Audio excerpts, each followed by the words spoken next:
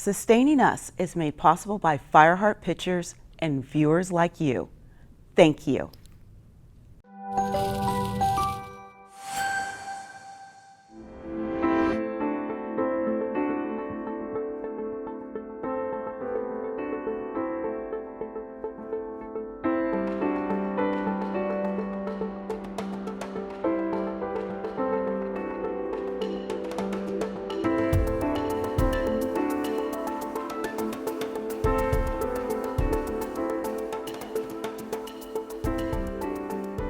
Hello, thanks for joining us for Sustaining Us here on KLCS PBS. I'm David Nazar. As most of the U.S. and the world was on lockdown during the height of the COVID pandemic, every sector of America struggled. Not easy for anyone. People, businesses, mom and pop shops, restaurants, the airline industry, the education system. In this case, our schools, our students, the future of our nation. And kudos to the thousands of school districts all throughout the U.S. that somehow found inventive and creative ways to educate kids during a pandemic. Well, the Los Angeles Unified School District, LAUSD, the second largest school district in the nation with about 700,000 students, can be added to that innovation list of districts that helped kids. And that's where we begin our broadcast. Here is Sustaining Us producer Ty Woodson with our story. The year 2020 was like no other in modern history. A life-threatening pandemic sparked fear across the world. With little warning, businesses closed their doors. Human contact of any kind was suddenly non-existent. When the crisis forced the closure of hundreds of schools in the Los Angeles Unified School District, leaders were suddenly faced with some major decisions. Creating an effective learning environment for all students without the benefit of human interaction was a tough challenge. But leaders were up to the task, and technology played a central role. We brought some of the biggest companies in the country to help us to essentially bring their logistical power to distribute these devices, even take them door to door to the hand of the student if it's needed. Our techs were out there at the school sites collecting devices, cleaning them up, getting them ready, and giving them to the school so that we can give them to the highest need students. Every student needs a computing device to interact with teachers and peers, complete school assignments, conduct research, and take tests. Students and teachers need a way to connect to the internet at home. A broadband connection that supports everything from video conferencing to audiovisual learning software. Students, families, and employees need a way to access a support center to connect with someone for technical assistance or any other kind of help they may need. From 6 a.m. to 6 p.m. Monday through Sunday, and the calls just kept coming. And yet our people didn't complain. Our people were happy to help. All the volunteers that we had from other departments, they were eager to help on the weekends. Everybody got a great degree of satisfaction from helping. Building on nearly a decade of forward thinking and insight into the changing world of public education, leaders moved forward to provide the complex systems students, families, and schools needed for learning to continue. They started supporting these type of activity. There were people that at night they were sitting in the warehouses, they were packing equipment for the kids. There were people that they were working, cleaning up the devices, sanitizing them, and make them ready to be deployed. We would take those devices, we would actually open up every single box, insert the battery, insert the SIM card, physically make sure that that device could turn on, and I could connect to it with my laptop, because I wanted to make sure that when that device made it to a student, it worked. Efforts were succeeding as student participation increased, and the nation took notice. Districts across California and the United States benefited from agreements with technology and telecommunications providers. Our negotiation was able to get the school district for the first time in the country. It didn't exist before. Unlimited, no throttle, no cap, none of those. And we were able to get that service for our students. The work has set the stage for a new era in public education, in which virtual and hybrid classrooms, once merely part of a vision for the future, are now the everyday reality. You know, when a teacher says, "Oh, I was using my iPad to connect to class," I'm happy because I touched that iPad and it's now in the hands of the child, so that child can actually use it and make that connection. I mean, I was one of those students, right? I went to LA Unified, you know, I didn't have internet, and it was an earlier time, but at one point, my neighbors had internet and I did not. And that did create an equity gap for me, and you know, I had to work through it. So how do we bridge that now, and how do we think of our most at-risk youth and give them what they need so that they're on the same playing field as everybody else? The innovative thinking of our IT leaders not only helped students continue learning during an unprecedented health crisis, they brought new visions for public education to life. By giving students what they need today, we can only imagine what the next generation will accomplish when they become the leaders of tomorrow. We covered the devices, we covered the connectivity, and ultimately we covered the support for our community. Mission is not finished, the work is still going, and there are more and more needs are coming to our schools. And from education to transportation, not unheard of to put 25,000 miles on your car each year. Many of us spend hours on the freeway each day, especially if you live in Los Angeles. Well, imagine putting 25,000 miles on your car every day. Unheard of, obviously. Imagine the damage to your car, let alone the damage to the environment, the gasoline, the fumes, the exhaust. To find out just exactly what we're talking about, we return to LAUSD to explore how the district is combining saving fuel and saving students with saving the environment, or trying to anyway. And this all begins with a brand new electric bus program LA Unified is launching. Sustaining Us producer Ty Woodson has that story.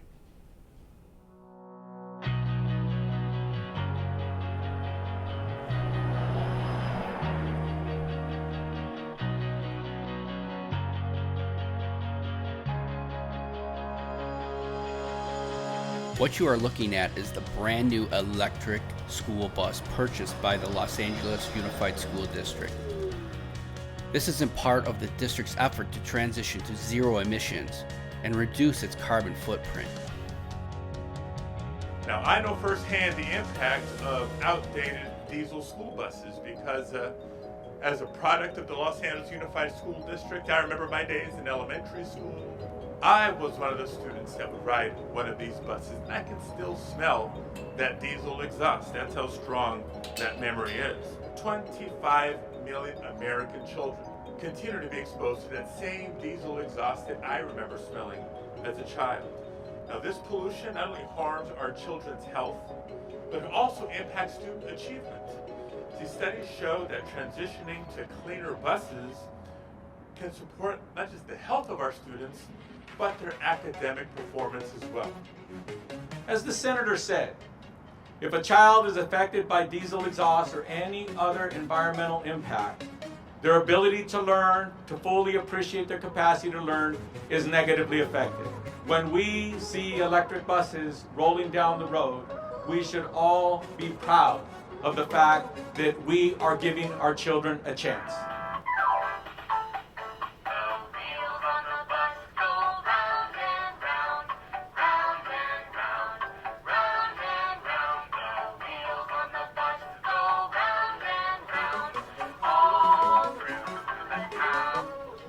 I'm Lilian Montoya, Director of Transportation, Los Angeles Unified School District.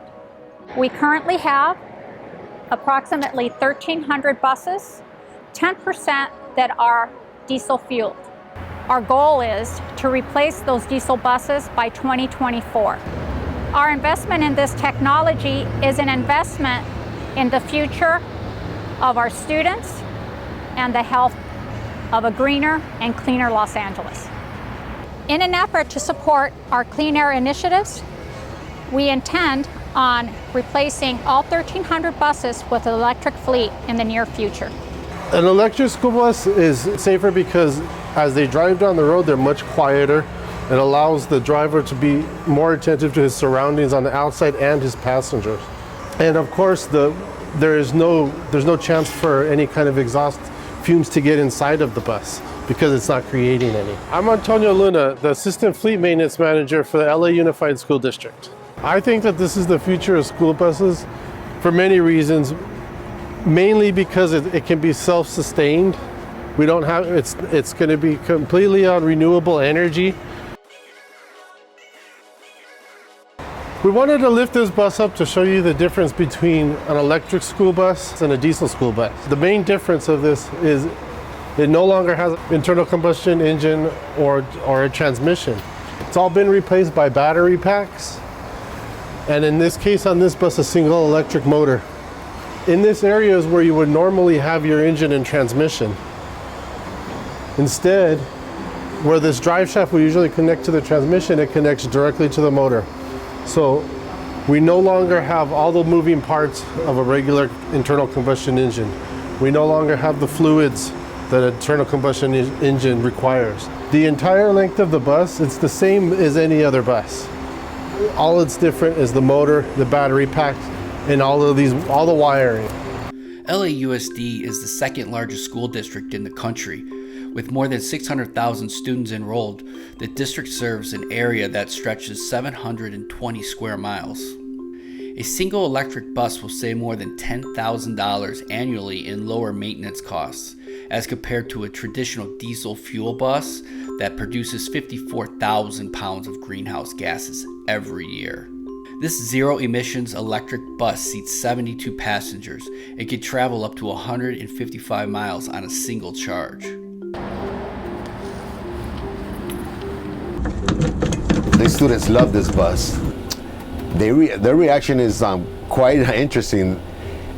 When they get on this bus, the first thing they tell me is, "Your bus on? What's going on with your bus?" They go, "It don't smell. It's not a smelly bus." They love it. When this bus is not available, when it goes into service or the shop needs to take it, I have to get a spare. Oh, you hear them. "What happened to our bus?" I don't want to get on the bus. Also because they could hear themselves. They don't have to scream over each other. It's quiet, so it's kind of peaceful. It's like how quiet it is.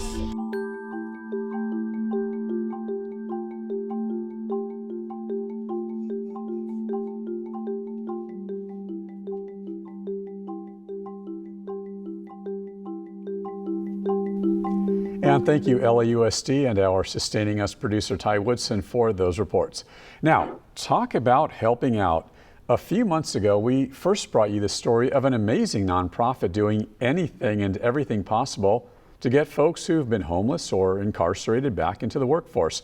The boss of the organization was unable to be with us for that original broadcast. However, there is so much more to talk about with the effort. So now joining us is Mark Laranger.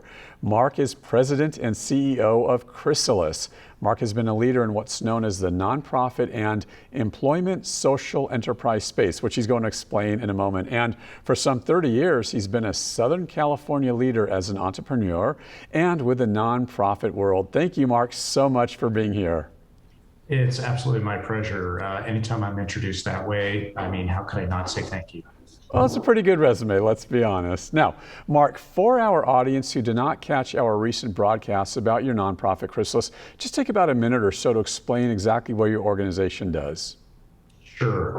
What we do is help prepare people for, help them find, and retain a job. Sounds simple, right? But the folks that we work with, they've experienced homelessness, or they've had experience with the criminal justice system, or faced other systemic barriers to employment. They're ready, willing, and able to get back to work, but they just need some help. They need that boost. And that's exactly what we do at Chrysalis through our 5 centers in Southern California. Now, what exactly is the nonprofit and employment social enterprise space? I've read about that. It's still a bit confusing to me, and I did mention that in your introduction, so talk all about that. Sure. So employment social enterprises it's kind of a buzzword. So let me break it down in terms of what we really do. What a social enterprise is designed to do is use business principles to solve really difficult social problems. And so in our case at Chrysalis, we're trying to help people get jobs. And we have deep case management and classes and other things that do that. But what we found is for some of our clients who maybe they've never worked before, ever, or they haven't worked in a long time, going into Starbucks or a warehouse to get a job on their own, it's going to be a little bit difficult. So we hire them ourselves into one of 4 different social enterprises, 4 different businesses that we own and operate. Our clients make above minimum wage working for us, doing real work, but they're also picking up that experience of what it means to show up every day and wear a uniform, respond to supervision, things that many of us probably have done most of our life, but for a lot of our clients, perhaps they've not been in that structured environment. So the four businesses that we have, one is a professional street clean and maintenance business. One is a staffing agency that works primarily with affordable housing providers. One is a partnership with the California Department of Transportation, where we're doing cleanup of Caltrans right-of-ways. And the fourth is called safekeeping. It's a janitorial and a personal property storage business. With all of these businesses combined, we have over 600 clients that get a paycheck from us every single week, and they're earning good wages, but they're also learning a lot about themselves as well as about what it means to work. Perfect segue to get to the issues in the next question. Mark, one of the reasons I am having you on this program, despite the fact we did report on your organization a few months ago, is what we did not talk about back then and in the field report, just how difficult things are these days to find good people for the workforce, which you're talking about, Mark. Listen, given all that's happening during COVID and has happened, and the fact that, as you know all too well, employers throughout Southern California, really the entire U.S., they're having this same dilemma. Many moms, they've decided not to return to the workplace. Many folks, millions in fact, have retired during and post-COVID. Some have decided they're just not going back to work. Some are still collecting unemployment. That's another story for another program. This has obviously been a massive challenge for employers. Can you sort of delve into this, Mark? Yeah, I've been doing this work for 15 years at Chrysalis, and it's the strangest time I've ever been doing this work, because we're all about helping people get work. And all of what you said is true. Employers throughout our community are looking for talent. They're looking for workers. And so our phones are ringing off the hook from employers saying, hey, I've got a great job opportunity. Send me some candidates. That's our business. That's what we do. So you would think it would be easy, but it's not. We're finding that there is still a lot of reluctance on the part of community members to get back into the workforce. You named some of the reasons that might be out there. Some folks are still concerned about health concerns. Others maybe have stocked up some savings and decided I can take some time out to decide what I really want to do. But we are working every single day as hard as we can to outreach to all the different pockets in our communities where we know there's poverty, where we know there is deep need, and trying to make those connections between our services and employers that we know are really looking for good talent. Because we know our folks are ready, willing, and able to work. We just got to get them motivated and get them headed in the right direction. Mark, you mentioned homelessness earlier. In your opinion, and I try to ask this question to everyone we have on this program, whether it's political leaders, city, county leaders, whomever, you're in the nonprofit world, so to speak now. You're also an entrepreneur. Why is homelessness such a crisis in Los Angeles and Southern California, in your opinion? And is there really ever going to just be a solution? I mean, this is crazy. It's madness what's happening in Los Angeles and SoCal. Sure. We're all feeling it in different ways. You see it in your neighborhood, in your commute. I've got an encampment that just popped up right behind my home, so I feel it personally as well. This is a very complicated long-term issue that didn't pop up overnight, although it may seem like it did, but it's been brewing for years. From my perspective, we live in one of the highest cost of living communities in our country. Housing is incredibly expensive, and it's only getting more expensive. And while wages are growing, they are not keeping pace with the cost of rent. When you look at an average apartment being $2,500 a month, just do the math on what you got to make on an hourly basis to be able to make that work, and minimum wage jobs aren't going to do it. So I don't think it's a surprise that we find that when interviewed, folks that first become homeless say that the number one reason they became homeless is usually economic disruption or loss of a job. And if jobs aren't keeping pace, if wages aren't keeping pace, folks are always on that edge. It doesn't take a lot of a disruption in somebody's life to unfortunately become homeless. So when I think about how we get ourselves out of this situation, clearly building more housing, building more affordable housing is a key to it. All of us know that, and everyone's talking about doing that and doing it as fast as we can.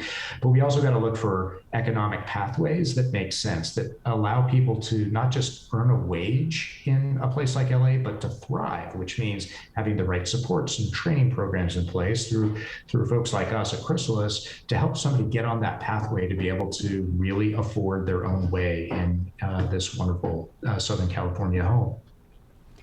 To a related question, Mark, so many folks, particularly in our industry, the news media industry, you know, the reporters, they focus on sustainability with things simply as it relates to, let's say, clean air, water, fossil fuel, climate change, the environment, all that stuff. Why, in your opinion, is homelessness a sustainability issue? I know we here believe homelessness is a sustainability issue, as is transportation, as are so many other things. We take a broad swath of an approach to sustainability. Why do you believe homelessness is a sustainability issue? You know, I think we're privileged to live in this great region of our country. I love Southern California. I've been here for 30 years. And I appreciate clean air and clean water, of course, but I also feel I have a moral obligation to help my neighbors. You know, when we talk about the homeless, these are people. These are our cousins, our brothers, our sisters, our neighbors, and it could be us, quite frankly, if a few things hadn't gone right in my own life. So we all have an obligation to be able to sustain this lifestyle in Southern California. No one likes seeing folks on the street. No one likes seeing the mental health issues. And so when we think about sustainable communities, sustainable behavioral health, and just being able to enjoy parks and all the rest of it, that's a big part of it. And unless we address this issue of homelessness, it's going to be very difficult to truly have a sustainable community. To a different issue, crime rates in Los Angeles, in California, throughout the nation, soaring. Particularly violent crime, no matter what anyone wants to say or how they want to spin or skew it, these crime rates are soaring. With that said, you mentioned something interesting earlier. You do work with folks who have been incarcerated in prison, and you might have a different perspective on all this, and you also talk to these people. You'll deal with these good folks. Why are they saying crime is soaring, and what's your take on all that? You know, the average client that we work with at Chrysalis is in their 40s.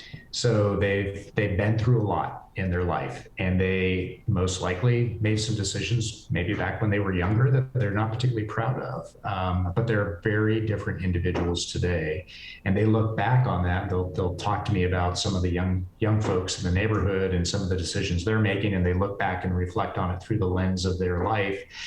And they want nothing more than to be able to be mentors and coaches to those folks that say, hey, there's another way. There's another direction you can head, because that one is not going to lead to good outcomes. Our folks end up being the hardest working, most reliable employees anyone could ask for. And we put our money where our mouth is. Fully a third of our staff have lived experience. They've been clients, and we've hired them onto our staff to do this work because they're the best possible people to do that. So I know that this community has a lot of talent, and oftentimes it's overlooked. And fortunately, there are new regulations, ban the box, and other things that help ensure that employers are treating prospective employees fairly. I would just ask employers to focus on the potential that somebody brings to their organization, not something that they might have done 20 years ago that is maybe the worst day they ever had. Let's focus on the best days that they could have ahead. How are nonprofits able to provide services to people these days? It's almost amazing, particularly during these tough post-COVID days. Obviously, you've had success with Chrysalis. So what is your advice for other nonprofits throughout the nation?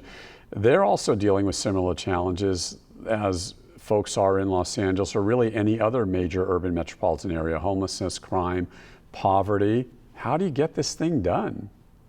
You know, one of the phrases that we have kept repeating during this last 2 years is we have to meet our clients where they're at.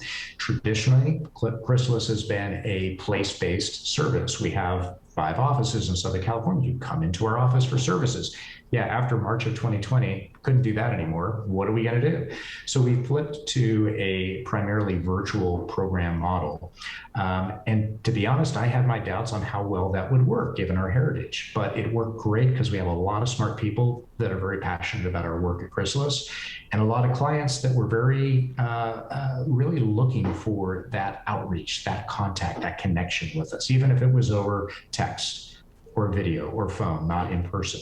And so what we've done since that time, and what we're moving forward with, is how can we take the best of what we learned during those virtual periods and integrate it into a new hybrid program where for those clients that find it easier to access our services coming in person, for those conversations that are really difficult to have perhaps, or those coaching conversations that you really need to be in person for, great, let's do that. But there are other services that we can provide and do it virtually that are more effective and efficient for the client, and frankly, more efficient for our staff as well. None of our staff want to come back to the office 5 days a week. I've heard that loud and clear. So we need to make sure that we're as flexible as we can, both for our community to meet our goals there, but also to support the great workforce that we have at Chrysalis. And Mark, in just our remaining minute, what's the final message you want to have our audience know about, whether it's about Chrysalis, the homeless population, the crime rates, or just what you folks in the nonprofit world are doing these days? You know, we are deeply involved in making Southern California realize the potential that it has. And a big part of doing that is making sure that every member of our community has the opportunity to pursue the life that they deserve, right? And employment is such a big piece of our identity. It helps define us, it helps give dignity. And so we're all about making sure that we can lower whatever barrier or get around whatever barrier is standing people in the way to help them get employed. And we need the help of employers to do that. We need community members to serve as our advocates. And of course, we're a nonprofit, so we can always appreciate the financial support from the good people in LA as well. Mark LaRanger with a great nonprofit, Chrysalis, thank you so much for being here. Oh, thank you, my pleasure. Appreciate the opportunity. Now, for more information about our program, just click on klcs.org and then click Contact Us to send us your questions or your comments or even your story ideas so we can hear from you. Or contact me directly at David Nazar News on Twitter. That's David Nazar News on Twitter. I'll be sure to get back with you. And be sure to catch our program here on PBS or catch us on the PBS app for all things sustainable. Thank you so much for joining us for this edition of Sustaining Us here on KLCS PBS. I'm David Nazar.